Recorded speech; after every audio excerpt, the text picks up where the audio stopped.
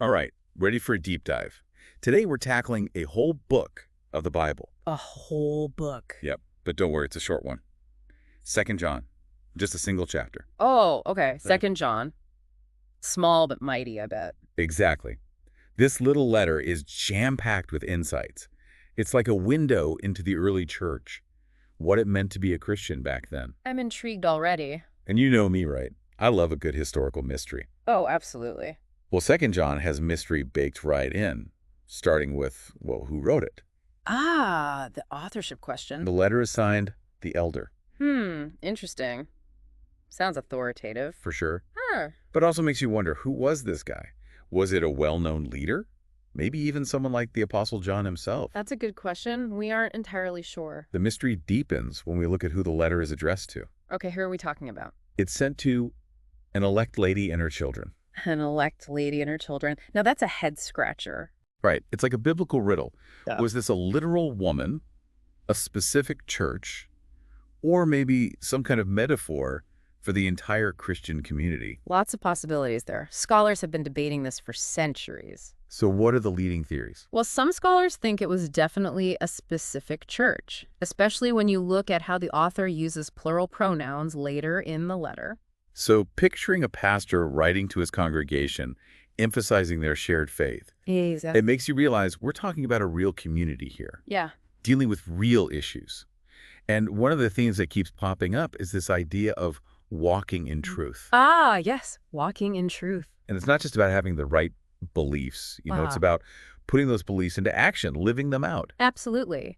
For those early Christians, walking in truth wasn't just some theoretical concept. It was a way of life. Like a commitment to following Jesus' teachings in every single aspect of their lives. Exactly. And this letter makes it clear how incredibly important that was, especially back then. Why? What was going on? Well, think about it. You're part of this brand new, exciting faith, but all around you, people are distorting the message, twisting the truth about who Jesus is and what he came to do. Wow, that's a big deal. So it wasn't just some friendly theological debate. This was about the very core of their belief system. You got it. No wonder the elder sounds so urgent in his warnings. Huge deal. Some of these false teachers were going even further, denying that Jesus was truly human. Wait, how could they deny that? Oh, they were twisting things, saying that he only appeared to be human. So basically saying that Jesus' humanity was some kind of illusion. Right. And that was messing with the whole foundation of their faith. Okay, I'm starting to see why the elder was so worried. Yeah. But help me understand the implications. I mean, yeah, it's a big theological idea, but what were the real-world consequences of that kind of teaching? Think of it this way. Imagine the foundation of a building is being chipped away piece by piece. Okay, I'm listening. For those early Christians, the belief in Jesus' full humanity and his divinity, that was everything. So how did this illusion of humanity idea threaten that? Well, if Jesus wasn't really human, then his suffering and death wouldn't have had the same power. I see. It changes the whole meaning of the crucifixion and the resurrection. Right? It undermines the whole idea of salvation. Like, how could Jesus save us from our human condition if he didn't actually share that condition? Okay, that makes a lot of sense. No wonder the elder is so fired up about confronting these ideas head on. He even uses some strong language, calling these folks deceivers. Yeah, deceivers, even linking them to the Antichrist. Wow, strong words. But it's not just talk, right? He gives them specific instructions on how to deal with these false teachers. Right. And it's pretty radical what he tells them to do. Okay, I'm all ears. What does he say? He's like, straight up, don't welcome them into your homes. Don't even greet them on the street. Whoa, that's harsh. Like, I get it's a serious issue, but refusing to even say hello? That seems a little extreme, doesn't it? It does sound extreme to us, but back then, hospitality was a huge deal. I can imagine. So, by refusing to even greet them, they were making a really strong statement. Right. It was like drawing a line in the sand, saying, we don't support you. We don't endorse your message. We're protecting our community and standing up for what we believe. It takes guts to do that, to take such a public stand. It does. Shows just how seriously they took the threat of these false teachings. And remember, it wasn't just about protecting the group as a whole. It was about safeguarding individuals from being misled, too. That's a good point. In the end, it comes down to individual souls, right? Each person making a choice about who to follow, what to believe. Precisely. And that's what makes this little letter so relevant to us even today. We may not be dealing with the same exact heresies. But we're definitely surrounded by competing ideas and voices clamoring for our attention. Oh, for sure. Sometimes it feels like everyone's got an opinion they're shouting from the rooftops. It can be so overwhelming. All the social media, the news, the constant opinions. How do we even begin to sift through it all and figure out what's true? Well, that's where the elders' call to walk in truth becomes even more powerful, I think. It's not enough to just passively absorb whatever we hear, right? You're saying we need to be active truth seekers. Exactly. Testing everything against the standard of God's word.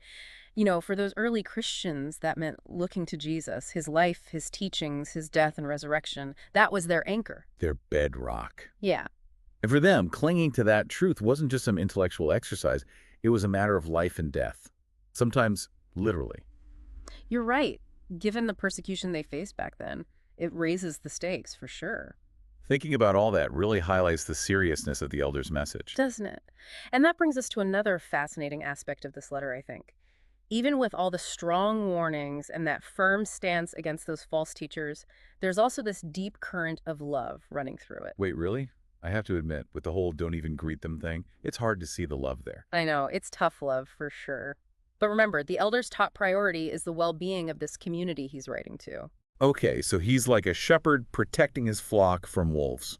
Exactly. And within that community, within the flock, there's this beautiful emphasis on love and connection. Okay, I see that. Where else does that warmth shine through? Just look at how the letter ends. The elder talks about how much he wants to see them face to face, how he longs for that, to have their joy be complete, he says. Aw, that's kind of sweet, actually. It is, isn't it? It's like a little glimpse behind the curtain, you know? You see the heart behind all those warnings and strong words. Yeah, that personal touch really makes a difference. And then there's that little detail at the very end. The greetings from the children of your elect sister. Ooh, what's that all about? I think it's a hint that there are other churches out there connected to this one. Like a network of communities all supporting each other. Exactly. Sharing their faith, sending their love across the miles. It's a good reminder that even in the middle of these intense theological debates, they were still a family. A family bound together by something bigger than themselves. Right. And that something bigger, of course, was their shared faith in Jesus. That's what united them, gave them the strength to stand strong. So what does all this mean for us today? It's easy to read this letter as just some ancient history, but I feel like there are lessons here for us too. Oh, absolutely. I think the core message of Second John, it goes way beyond time and culture. How so? Well, the elder is calling us to be discerning, to be vigilant, to stand firm in our beliefs, and to really value that authentic Christian community. And those are things we still need today, right? More than ever, I think. Yeah, especially with all the different voices vying for our attention these days. We're bombarded with information, opinions, ideologies. Hmm. It's tough to know what to believe sometimes. It really is. It's easy to get caught up in the latest trends or just go along with whatever's popular. Or to get overwhelmed and just tune it all out. Exactly. And that's why I think that call to walk in truth that we talked about earlier, it's so important. We can't just passively absorb whatever we hear. I need to be proactive.